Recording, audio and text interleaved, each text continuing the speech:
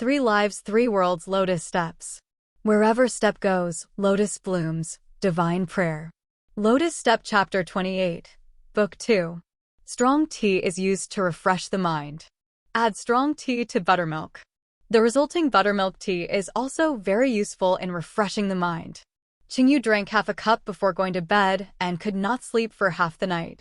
Therefore, when Jiaoxi sneaked into the dark princess tent at night, what she saw was an extremely clear Qingyu with eyes wide open due to insomnia. Both parties were stunned for a moment, but Jiaoxi was the first to react, raising her hand and pressing towards Chengyu's neck.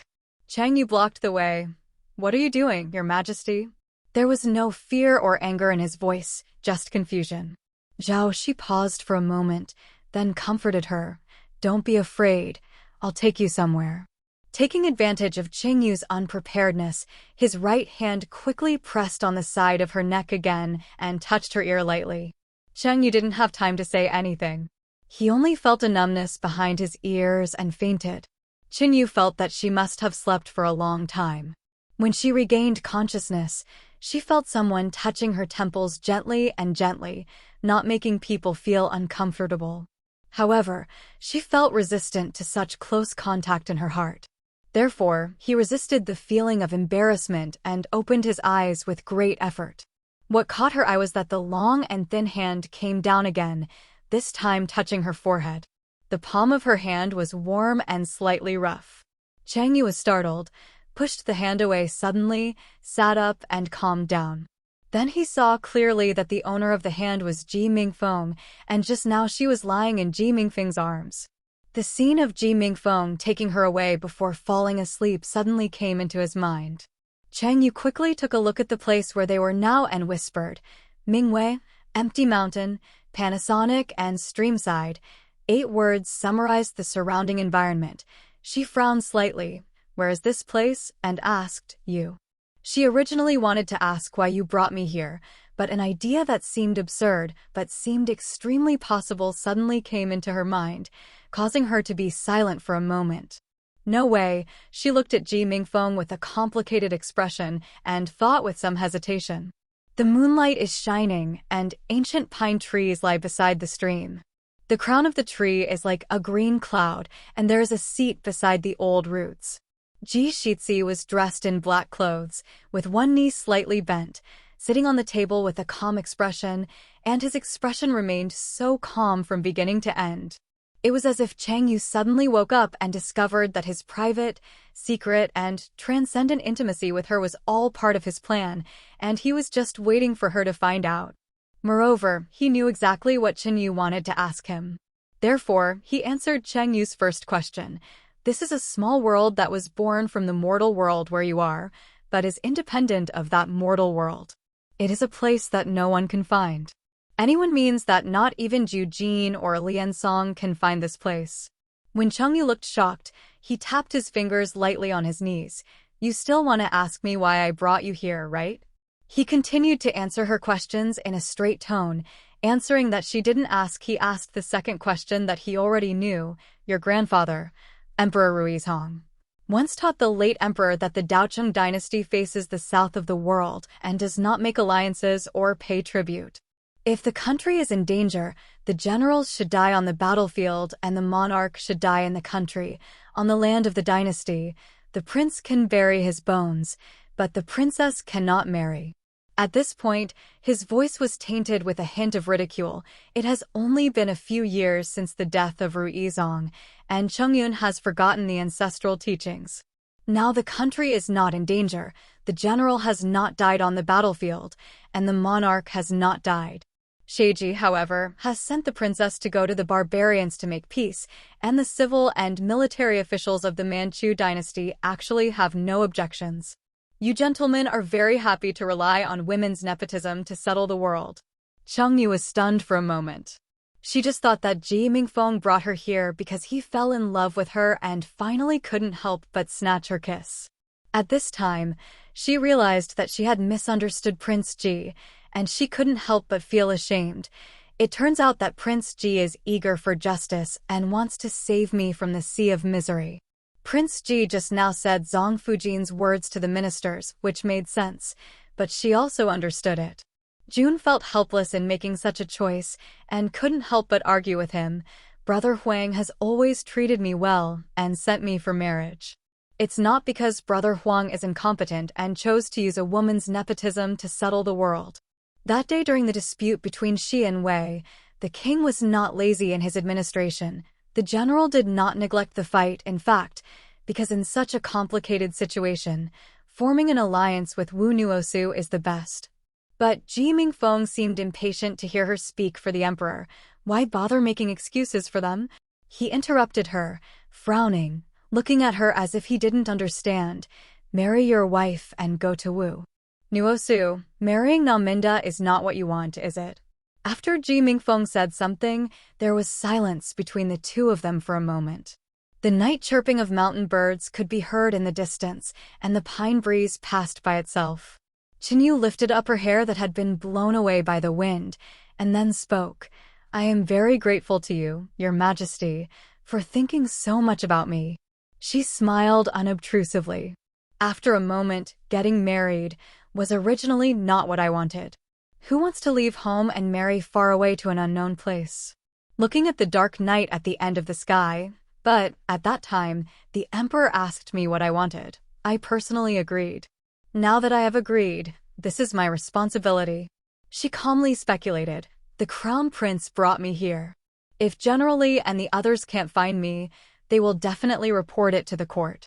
Then, the emperor's brother will replace me with another princess to marry far away.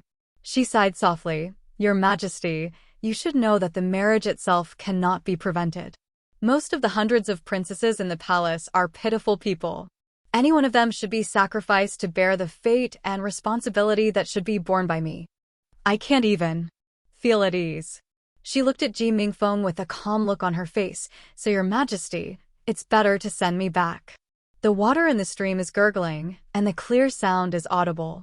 Ji Mingfeng still maintained his posture of sitting on the table with his knees bent, but he raised his right hand that was still at his side and placed it on his knee. He played with the object in his palm with his bare hands and was speechless for a moment. Occasionally, a bit of blue light came out of the palm of her hand. Chang Yu focused her eyes and suddenly realized that what Ji Mingfeng was playing with was a sapphire and white jade temple cover that was originally inserted on her head. She was stunned for a moment. Ji Mingfeng raised his head at this moment and looked at her expressionlessly.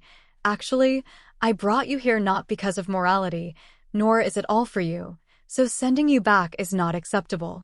Chang Yu was still in a trance, and the ridiculous thoughts that she had just woken up from this state once again crossed her mind. What? She asked. Ji Mingfeng obviously noticed her expression, and he looked at her for a while. In fact, you guessed it from the beginning. Ayu, I brought you here because I like you and don't want you to go to Wunuosu to get married. I talk about morality, it's for your own good, but it's just because I think that can convince you more. He looked at Cheng Yu with cautious eyes, and there was hope in his cautious eyes. It was very weak, but it was not completely unnoticeable. Such a contradictory look, it was like although he had expected that Cheng Yu had already guessed what he really wanted, he still hoped that he was wrong. She actually didn't know, and when she finally understood what he meant, she would be moved. Want to respond. Even if there is only a hint of emotion, I want to respond for a moment.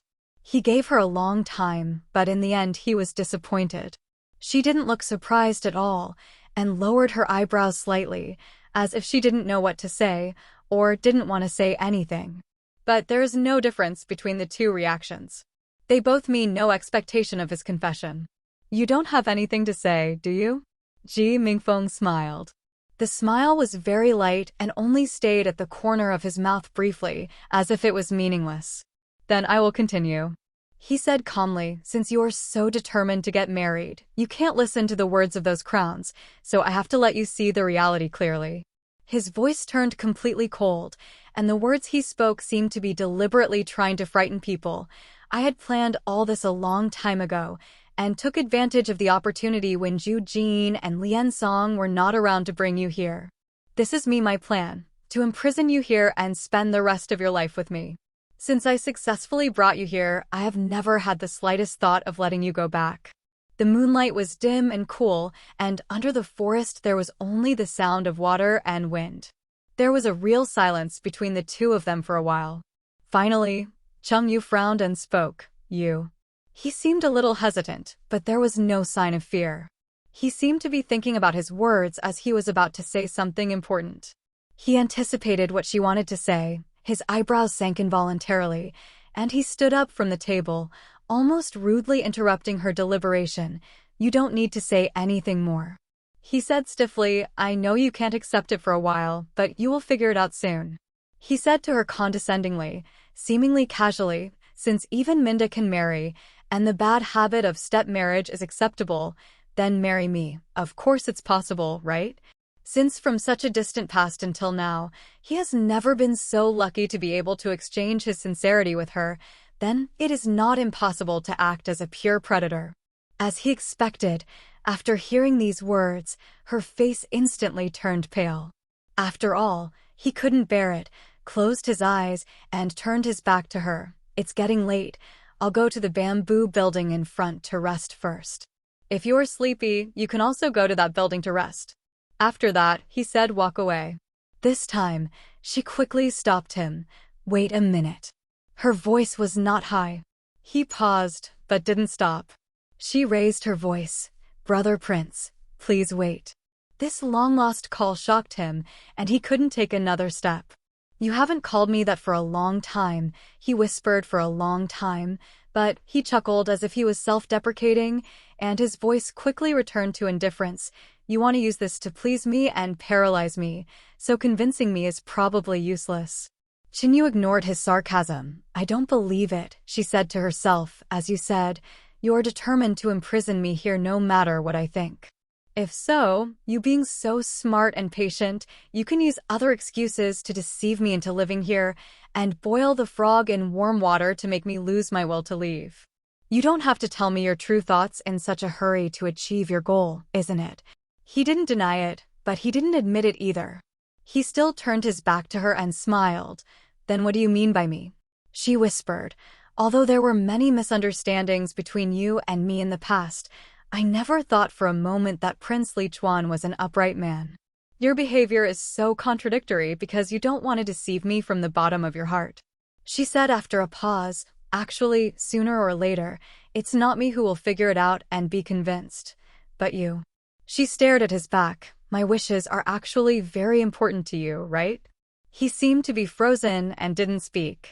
Her eyes were clear and determined, and although she received no response from him, she continued, perhaps I was impulsive when I agreed to the marriage, but the closer I got to Wu Nuosu, the more I understood the weight of the responsibility I shouldered.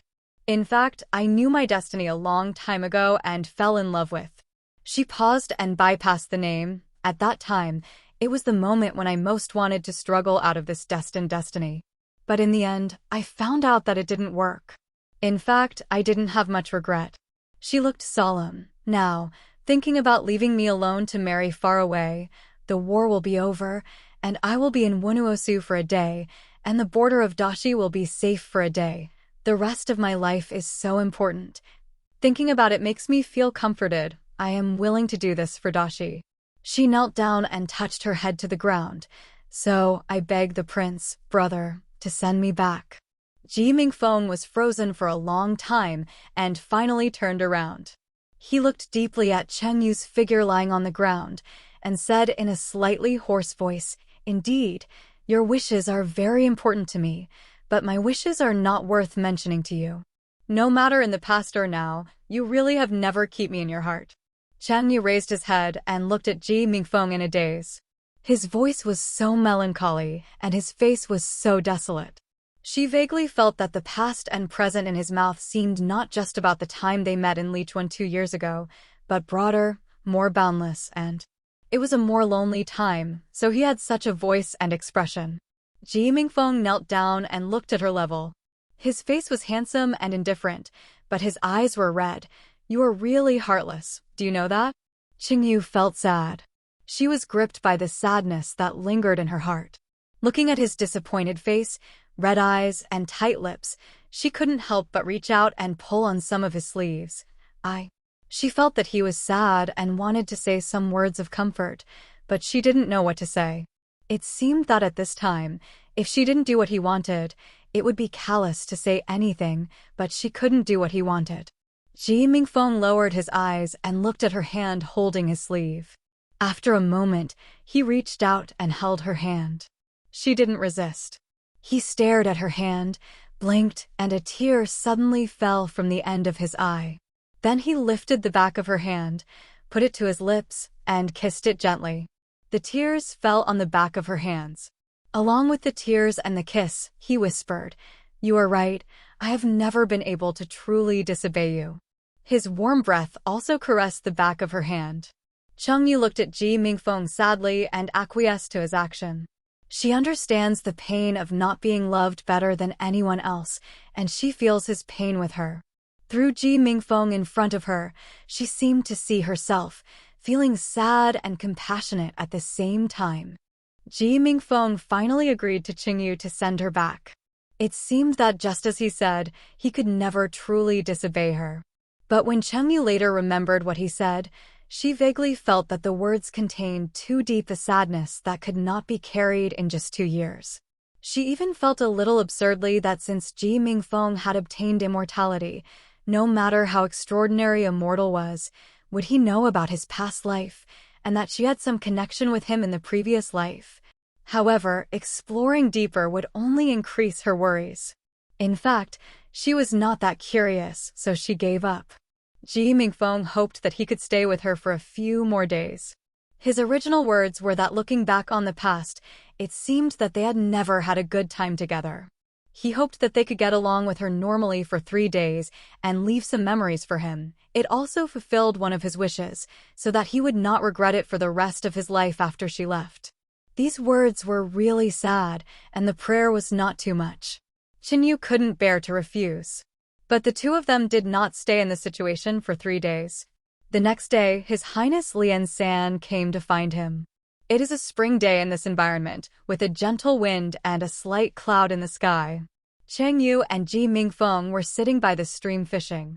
When a fish bit the hook, Prince Ji quickly raised the fishing rod. A fat carp hung on the hook, still struggling. Chengyu exclaimed, with almost happy smile on his face, and hurriedly picked up the bamboo basket. At this moment, a formidable silver light suddenly came towards him. Ji Mingfeng was the first to react and wanted to embrace Chengyu and retreat, but before his hand could wrap around Chengyu's waist, the figure in white was passing by like a strong wind, and he had been snatched away by the comber. Go! Chengyu only smelled the cold fragrance of baiqinan, which was slightly sweet and cool. After being hugged, he was pushed and released, just in an instant.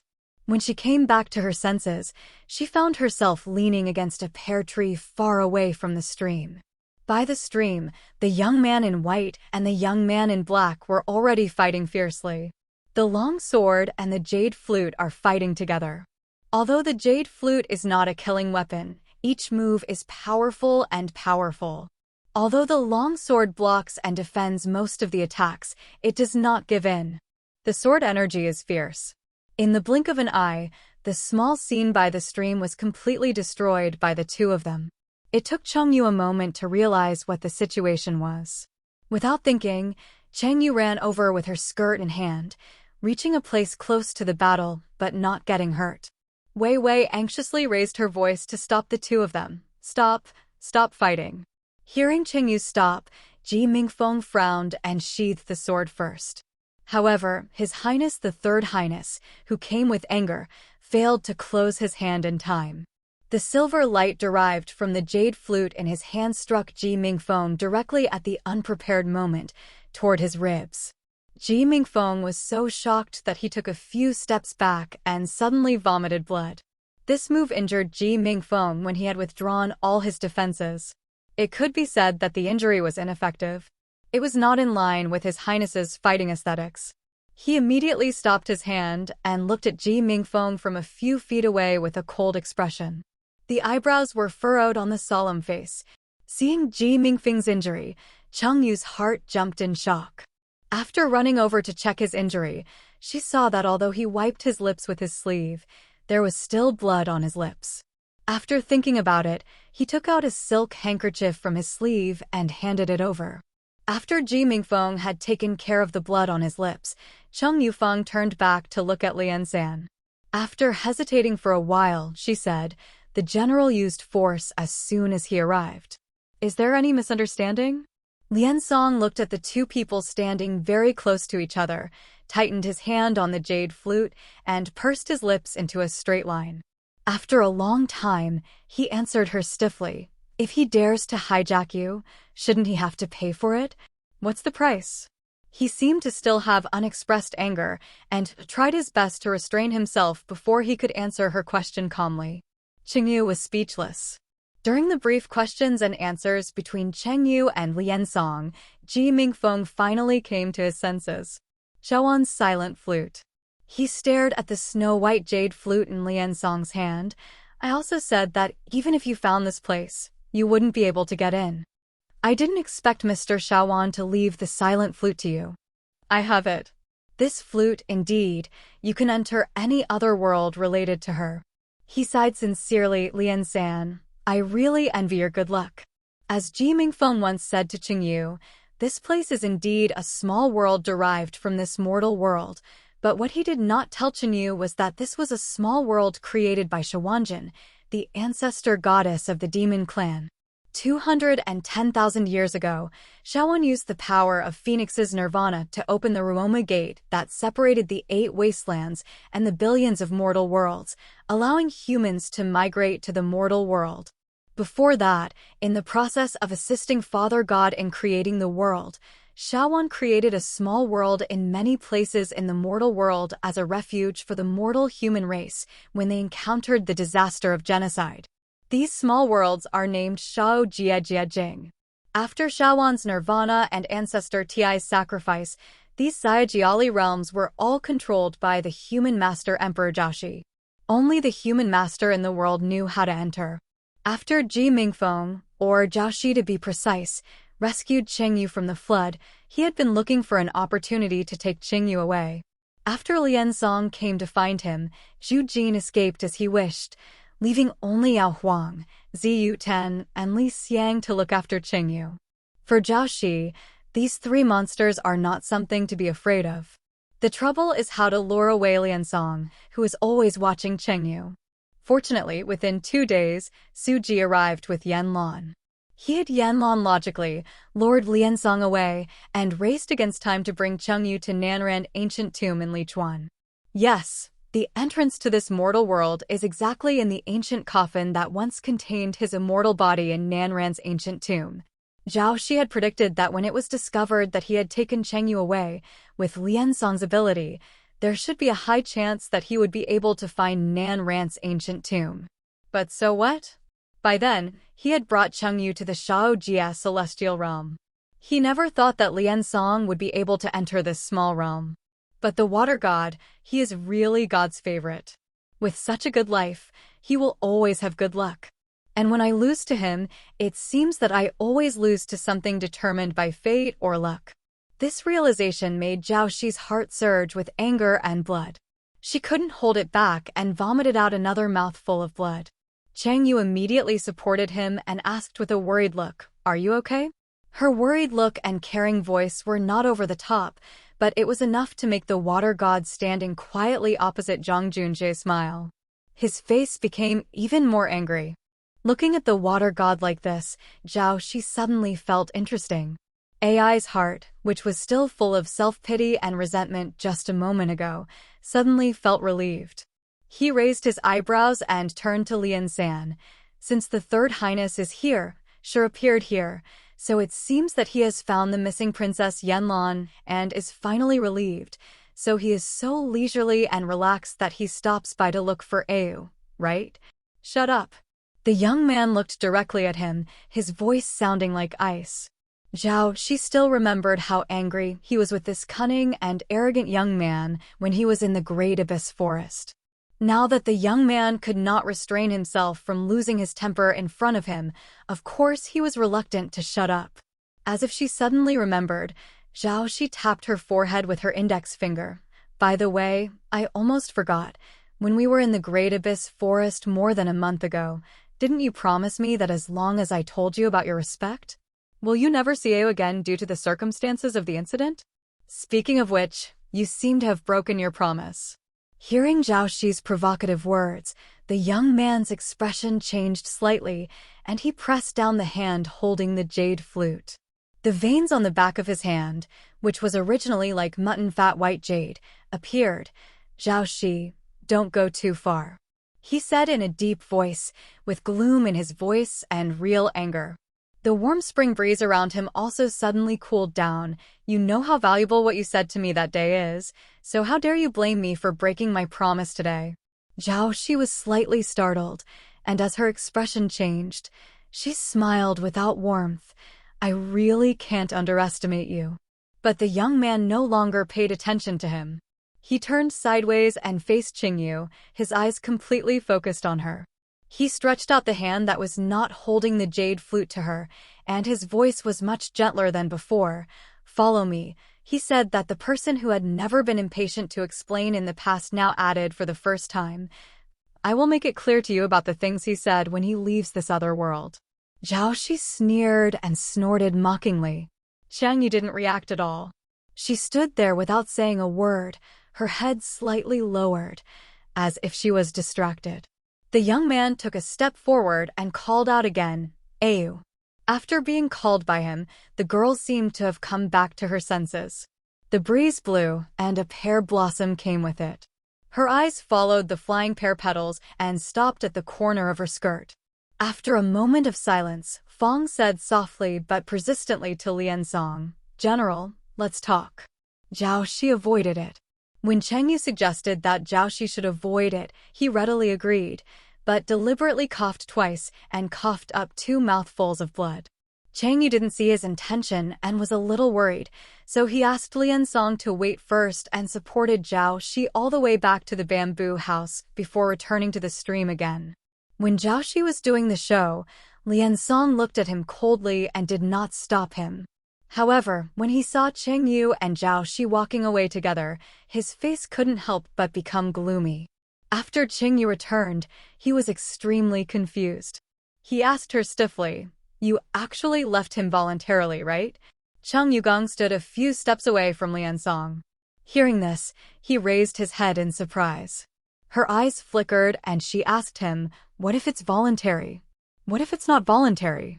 Liansong has been angry today, and Cheng Yu knows it, but she can sense that he was only angry with Ji Mingfeng before, and was angry that Ji Mingfeng took her away. But at this time, he seemed to be very angry with her. After hearing his question, she probably understood why he was acting like this, but she felt that he had no reason, so she did not answer it properly.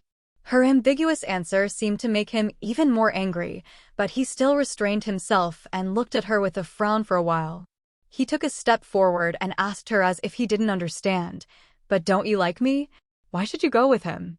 Qingyu was stunned, and then she was silent for a moment. You know everything, she replied to him perfunctorily after a moment. She was not surprised that Liansong knew about it. After all, she had never concealed it from anyone. Xiaohua knew it, Ji Mingfeng knew it, and even Tianvu knew it. It's just that he said it like this, which caught her a little off guard, but she didn't feel shy or embarrassed. The young man was dissatisfied with her perfunctory approach. You didn't answer my question, Ayu. As he spoke, he took another step closer to her. This distance was too close. Qingyu took a step back calmly, ignoring the young man's frown when he noticed her retreating. She was not going to answer his question because she knew very well the consequences of being led by him. But she really wanted to talk to him calmly about business today. Let's talk about other things first. She was quiet for a while and said, Sister Tianvu came to find me that night and said that you had a perfect plan on how to take me away smoothly without being held accountable by the court. She raised her head eyes. Can you let me hear your solution? There was a hint of surprise on the young man's face, as if he didn't understand why she would suddenly ask this, but he quickly suppressed the surprise and the ensuing inquiry into her asking this question.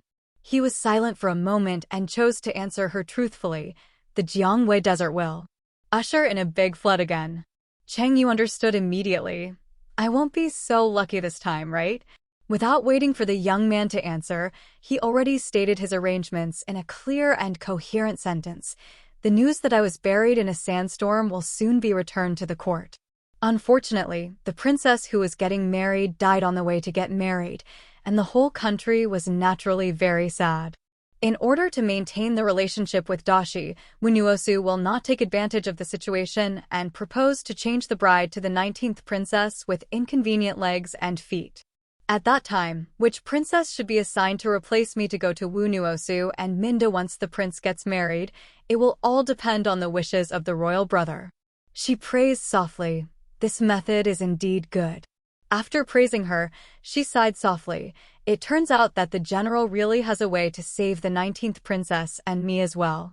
Lian Song's thin lips moved, but in the end, he didn't say anything, but there seemed to be a hidden pain in his eyes. But Qingyu suspected that he was wrong. She thought wildly, because what she said was true, so he could not and was unable to refute it. But she didn't bring this up to settle old scores with him, and she didn't want to see him feel guilty or remorseful, so she explained in a low voice, "I'm not complaining about your unwillingness to do anything to me at the beginning. Help me." Then he smiled softly and meaninglessly, because even if you had planned this way at that time, I would not have accepted your arrangement. Since I personally agreed to the royal brother's marriage, I don't have the face to calmly do so. Let others suffer on my behalf. I am just asking you this because I am a little curious. The young man stared at her. Are you curious? The amber pupils were like the ebbing sea at dusk.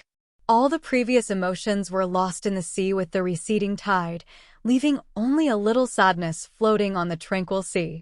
Love between humans and gods is not allowed by the laws of the 9 heavens. The young man suddenly said, his voice a little hoarse, with a slight self-mockery, "Of course, I am not a straightforward god, so I have never abided by the so-called laws and the like. But between you and me, I really have to think more about it." Changyu looked up at the young man, a little confused. She didn't know what he was talking about. "I have an endless lifespan." The young man looked at her blank face and smiled as if he thought she was cute because of her ignorance. "But you're immortal. Even if you live longer, you can only spend a moment in this world. 100 years. And 100 years, to me, is too short. What I want is not a moment of happiness, but to stay with you for a long time. But if that is the case, we have only 2 ways. Either I help you become an immortal, and then lead you to rebel from heaven and wander around the world, or you remain be immortal, but when you die and go to the underworld, you cannot drink the water of Forget River. In every life, you are waiting for me to find you." Qingyu's apricot-like eyes slowly opened wide. The young man's eyes were somewhat vacant at the end of the small cypress realm. "These 2 choices are nothing to me. I can do both, but they will make you suffer greatly. The suffering of a mortal becoming an immortal, it's unimaginable. If you don't drink the water of Wangchuan River, change your fate against the will of heaven, and entrust the fate of each life to me, when I can't protect you, you can't imagine the punishment you will suffer. Both roads are difficult to walk." After saying these words, he seemed to feel extremely tired. He raised his hand and rubbed his forehead. "At that time, I thought you just regarded me as your brother. To me, since you have no intention of me, I can't be selfish. I turned you onto this road of inevitable suffering, so I made the choice to leave your life and not interfere with your destiny. So that's it," Changyu murmured. "It was supposed to be like this." The young man closed his eyes. "To this day, I still think it was a very rational consideration. But Hua Feiwu told me that you actually like me, and I thought you liked me too." He looked at her. With a dry and hoarse voice, he smiled with pleasure and regret. "I couldn't care less about anything." He took a step closer again and looked at her deeply. "You also like me, so I have extravagant hopes. I hope you can become an immortal for me." In Chengyu's impression, Lian Song had never spoken such a long sentence in front of her, or had such a thorough confession, and she was a little distracted for a moment. Countless thoughts filled her mind, making her whole body chaotic. In the end, the joy that had nowhere to place stood out, and little by little, it gathered into a huge bubble, filling her heart. The bubble had 7 colors and was gorgeous and cute, but she also understood that the bigger and cute the bubble was, the easier it would burst. Then, at a moment when she was at a loss but subconsciously feeling pessimistic, a few words from Dr. Lee suddenly broke into her mind, causing her to suddenly calm down and wake up. I don't have much research on love. I just read some storybooks to help Xiaohua. She heard herself answering the question to Lian Song. There's a story in a storybook which tells that a scholar fell in love at first sight with a lady from an official family during an outing. Her clothes gradually became whiter and he became haggard. But the lady was from a rich family and the scholar's family was poor. The two families were really different too much. The scholar knew that this thing would never work, so he became seriously ill. After recovering from the illness, he gave up the official girl and married the daughter of a teacher in the same village. The girl's name was Axiu. Although she was a village girl, she was also literate and was very virtuous. After marrying a scholar, her husband followed her, and the two of them got along very well with each other and lived happily. My friend Dr. Li, who is a frequent visitor to Fengwei, commented on the story and said that the scholar liked the official lady, but it was just for sex. Because he only liked her for sex, he could think about it rationally. Finally, he chose the teacher's daughter. If he truly loves the girl, he will do what Gongzi did by crossing the wall and try to see if he can have a future with the girl. Because if you love someone, you will be so desperate. When telling this story, she did not look at him. Her eyes kept falling on the pear tree on the other side of the stream. After telling this story, she turned her eyes to the young man in front of her again. I have heard about Brother Lian San's desperate deeds. She finally called him Brother Lian San again. But when she called him like this, it didn't make him feel any better. He knew what she meant by telling this story. Sure enough, I heard her continue. In the aftermath of the demon-locking tower, knowing that there is no reincarnation among gods, Brother Lian San still sacrificed half of his cultivation without hesitation, vowing to find an afterlife for Chang'e. But for me, as you just said, you can actually control yourself. They were words that sounded like resentment, but her tone was calm and there was no resentment in her voice. She herself probably realized that these words could easily cause misunderstandings, so she pursed her lips and explained seriously, I'm not complaining, nor am I unwilling. Brother Lian San can tell me what you really think in your heart. I know you have thought so much about me, and I am actually relieved. As she changed back to the title, Brother Lian San, the distance between them seemed to be getting closer again. She finally no longer looked at him with alienation and indifference and regained her former, almost innocent sincerity. She raised her eyes and looked at him. I say this just to let you understand your true feelings. You really like me, but the person you love is Chang'e. Therefore, I cannot become an immortal for you. Something flashed across her clear eyes, which seemed sentimental, or maybe not. Because her voice was so determined, she didn't seem to be sentimental about it. Lian Song stared at Chang'e's eyes that had become friendly and gentle again. He loved her kindness and gentleness, but at this time, he would rather she said those words to him in an angry and cold voice as she did before, because the angry words would never be sincere. His heart ached, and he looked at Chang'e with furrowed brows. After a long time, he asked her slowly, You think you will understand my true feelings better than I do, don't you? She smiled, because the authorities are confused, but those who watch are clear. That calm smile was like a sharp blade, piercing his heart again. He didn't refute, just said, Really? Chang'e nodded. After thinking for a while, he spoke again. I admit that when I saw you last time, I was still resentful, so I said a lot of irrational and emotional things. But now I am really relieved. I am not Brother Lian San. My love, we have been together for only a few months. For your long life, it has only been an instant. Between you and me, there is really no need to be persistent. She smiled. Lightly, even if we like it's not that deep of an emotion for each other, just forget me. He added, You will forget me soon, it won't be too difficult. What about you? He asked her. What? He had a lot of questions today, as if he was seriously asking her for advice. You think our relationship is very shallow, and you think you will forget me soon, right? I. Chengyu hesitated for a moment. In the end, she did not deny what he said and quickly bypassed the topic. She glanced at the bamboo building in the distance and said in a low voice, Prince Ji will send me back soon. After he sends me back, Brother Lian-san, please return to the court as soon as possible to recover your life. We should all return to our respective lives. This is the most correct thing to do. It was extremely quiet between the two of them, except for the sound of the stream beside them. She trimmed her forehead and confirmed with him, You will promise me, right? He looked at her for a long time. Okay, I promise you. After receiving his confirmed answer, she nodded. Then She wanted to say that I should go back first to end this long, energy-consuming, and somewhat sad conversation, but he interrupted her. Wait, he said. She stopped and looked at him with some confusion.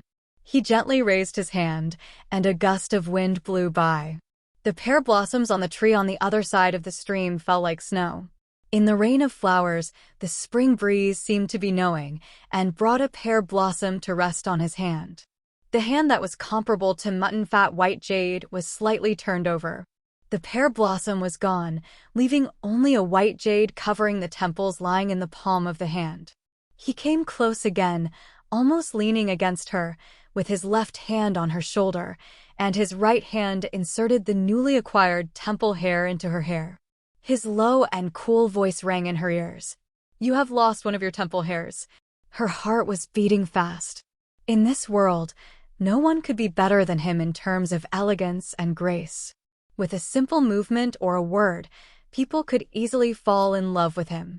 She thought she had just lied and that he would soon forget her, but she couldn't. She will never forget him until she dies, but there is really no fate or separation between them. His hand paused on her hair for a moment, then followed her forehead to the corners of her eyes. He seemed to want to wipe away her tears for the last time, but she behaved so well this time. Even when she said goodbye for the last time, she did not shed tears, but the ends of her eyes were a little red. His fingers slid across the red ends of his eyes and paused. Then he took a step back and whispered, I'm leaving. She pressed down on the dull pain lingering in her heart and nodded as usual. Yes. Qingyu watched Liansong leave, thinking that after this separation, he would probably never be able to see him again in his lifetime.